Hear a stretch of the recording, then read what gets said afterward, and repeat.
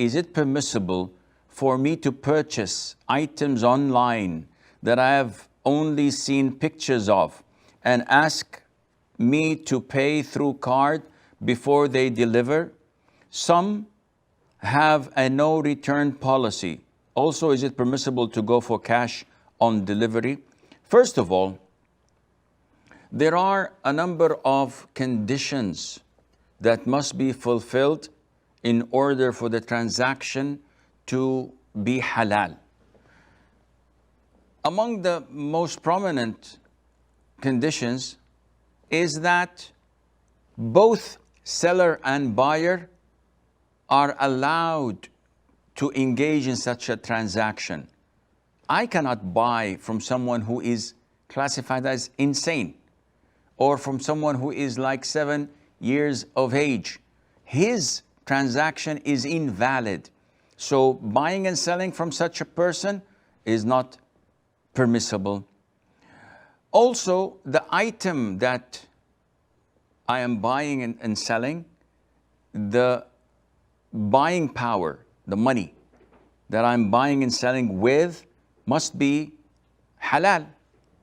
So I cannot sell a guitar, for example, or a cross. These are prohibited in Islam, and hence selling and buying them is also prohibited. You have to avoid any type of ambiguity. And ambiguity can be in the description, can be in the quantity, can be in the price, can be in the date of delivery. Imagine you're selling something and I say, Akhi, what are you doing? You tell me I'm selling something. So I say, okay, I'm buying.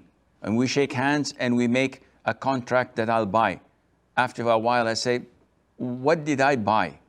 This is invalid because I have to know what I'm buying. If you say I'm selling rice, so say, okay, I buy the rice from you.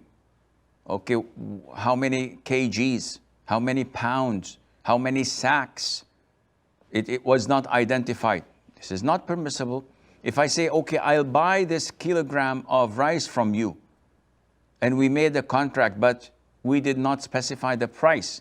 You may say $10, and I say it only costs $1. So such ambiguity must be avoided. It has to be through mutual consent. There must not be any compulsion. No one is forcing me to buy or forcing you to sell. And there are many other conditions to be fulfilled. Iman, for your question, buying something online, the description has to be clear. What do we mean by that? So if I'm buying, for example, a bottle of perfume, now I know that this brand, and it is so and so milliliters in the bottle, and I know the fragrance of it.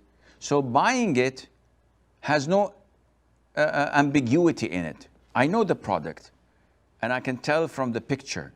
If I'm buying a pen, if I'm buying something that can be illustrated clearly through pictures, or a description that is so specific and accurate, in this case, there's no problem in that. Whether I pay them in advance, or I pay them while processing, or I pay them once I receive the product, this doesn't affect the transaction, because this would be like someone lending someone money. The transaction is done.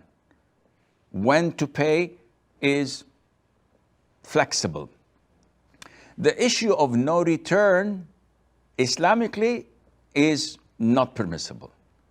Because in Islam, if I buy a pen and I find that it's defected, broken, it doesn't work, the seller has no right in forcing me to keep it.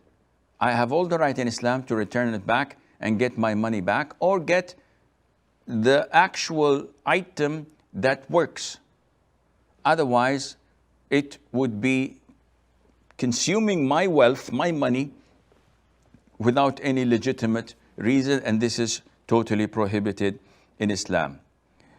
Selling and buying through credit cards, we have addressed this issue before about the credit cards that are riba based, and this is not something that is permissible to use. If it's a debit card or if it's an interest-free credit card, there's nothing wrong in that, inshallah. And both ways, buying it through a credit card, whether halal credit card or haram credit card, the transaction is okay.